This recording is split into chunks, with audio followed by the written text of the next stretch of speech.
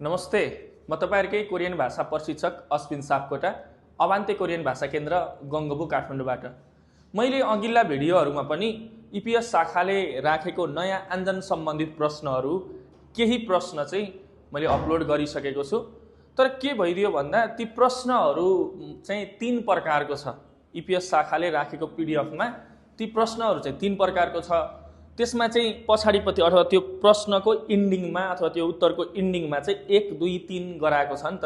हो त्यो चाहिँ किन भन्दा राखेका सबै प्रश्नहरु मध्ये 1 गराइएको प्रश्न चाहिँ अथवा 1 लेखिएको प्रश्न चाहिँ अरु भन्दा सबैभन्दा सजिलो भन्ने बुझ्नुपर्छ र 2 चाहिँ त्यो भन्दा गाह्रो, 3 चाहिँ भएका प्रश्नभरिमै सबैभन्दा गाह्रो प्रश्नहरु चाहिँ 3 हो।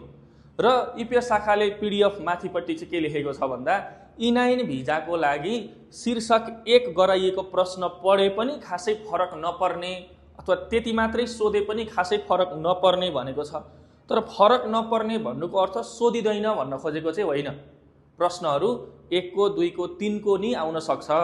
तर 1 2 3 लाई एकै पटक एउटै भिडियोमा अथवा 1 2 3 नै एउटै भिडियोमा बोल्न थाले भने चाहिँ अलिकति छरपष्ट हुने अथवा नमिल्ने खाको भएको हुनाले मैले 1 शीर्षकका सबै प्रश्न एउटा भिडियो अनि 2 शीर्षकका सबै प्रश्न हो त्यसरी गर्ने एउटा सोच बनाएको छु।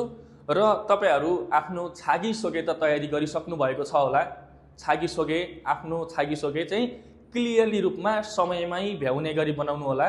टिकटकमा, युट्युबमा र फेसबुकमा अरूले भनेको छागिसोगे राम्रो लागेर आफ्नो छागिसोगे परिवर्तन गर्छु भन्ने सोच्नुभयो भने अन्तिममा आएर पुरानो पनि र नयाँ पनि मिक्स भएर चाहिँ अल्झिने अथवा इन्टरभ्यु फेस गर्दा चाहिँ अकमकिने हुन सक्छ।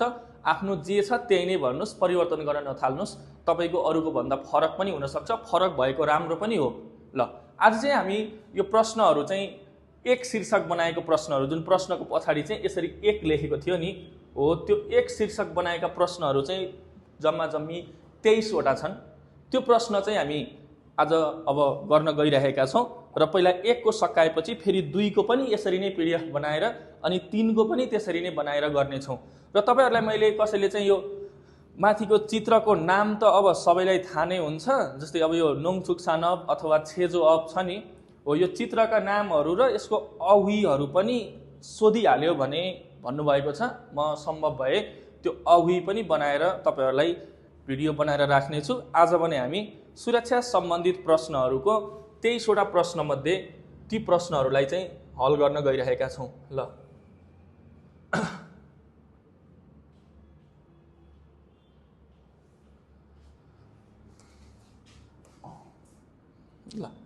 यहाँनिर हेर्नु, आन्जन थेहे छिलमुन भनेको छ सुरक्षाको बारेमा प्रश्न। आन्जन भनेको सुरक्षा, नाउन प्लस थेहे भनेको बारेमा, को बारेमा, छिलमुन प्रश्न।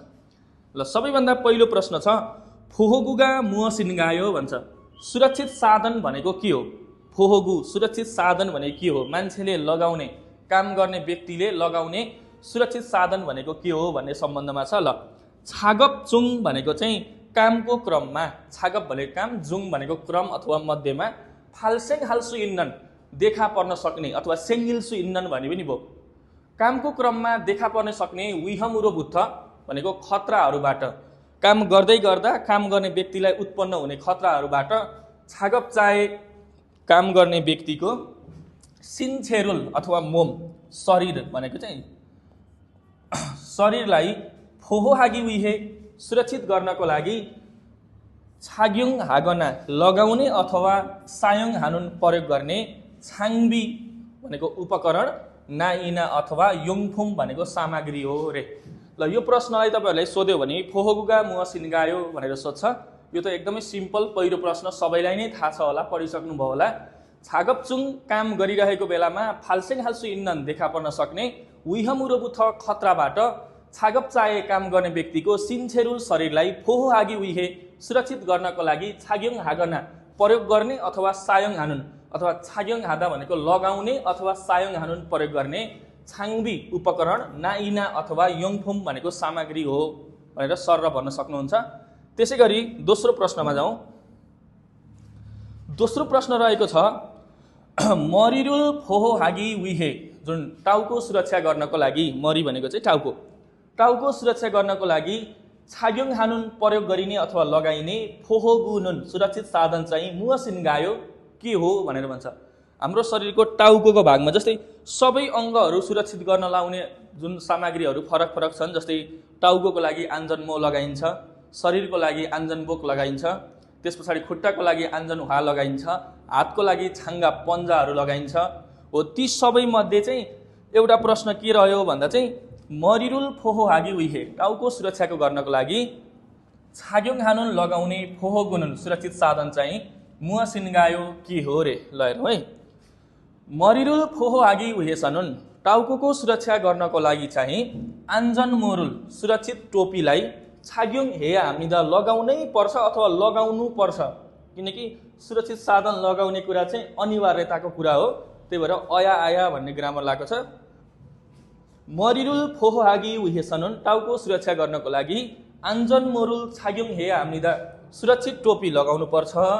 आन्जनमो छाग्योङ सी एनुन आन्जनमो सुरक्षित टोपीको छाग्योङ प्रयोगको सी भनेको समयमा, एनुन समयमा चाहिँ, थक भनेको चिउडो अथवा यहाँनिर हाम्रो दारीमा पर्ने भाग यहाँनिरको चिउडोको, कुन भनेको डोरी, उल्रुललाई छोया हामीदा जुन चिउडोमा पर्ने डोरीलाई चाहिँ कस्नुपर्छ।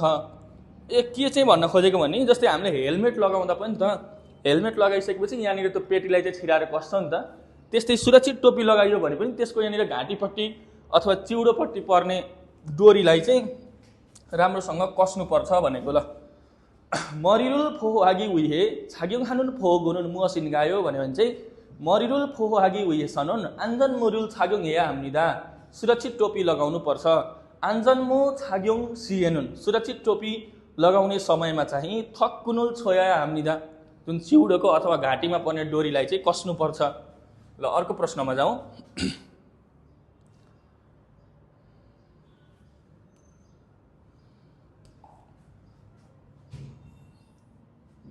ल प्रश्न नम्बर 3 मा छ फिसाङ्गुगा मुसिनगायो।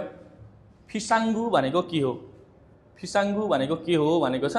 ल हामी पहिला यसको चाहिँ यो कलर चेन्ज गरौँ, रातोमा रातै भयो।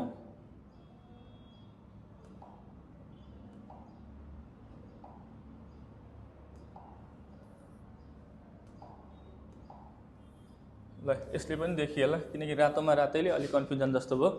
ल हेर्नुहोस् है, 3 नम्बर प्रश्नमा चाहिँ फिसाङ्गुगा मुसिनगायो। फिसाङ्गु भनेको आकस्मिक डोर अथवा आपतकालीन अवस्थामा भाग्ने आकस्मिक डोर चाहिँ मुसिनगायो के हो भनेर भनेको छ। वाजे भनेको आग लागि। अब वाजेगा सेङ्गिदा फुरी नादा, त्यस पछाडि अब वाजेगा फाल्सेङ आदा, यस्तोलाई चाहिँ आग लागि भन्ने। छिजिन भनेको भूकम्प, आग लागि, भूकम्प, दुङ आदि। खाप्चाक सुरप्ता भनेको अकस्मात हुनु, खाप्चाक सुरउन भनेको आकस्मिक, सागोगा दुर्घटनाहरू, इरनासुल्ते भनेको उत्पन्न हुने बेलामा अथवा देखा परेको बेलामा। सिन्सोक हागे तीव्र गरी, सिन्सोक हादा भनेको चाहिँ तीव्र अथवा छिटो गरी। थेफी हाल्सु इन्नन, थेफी हाल्सु इत्तोरोक रहेछ है। थेफी हादा भनेको चाहिँ सुरक्षित स्थानमा जानु। वाजे आग लागि, छिजिन भूकम्प, दुङ आदि। खाप्चाक सुरउन आकस्मिक, सागोगा दुर्घटनाहरू अथवा घटनाहरू, इरनासुल्ते देखा परेको बेलामा। सिन्सोक हागे तीव्र गरी, थेफी हाल्सु इत्तोरोक सुरक्षित स्थानमा जान सक्ने गरी। मारेन्दोइन भनेको तयारी गरिएको।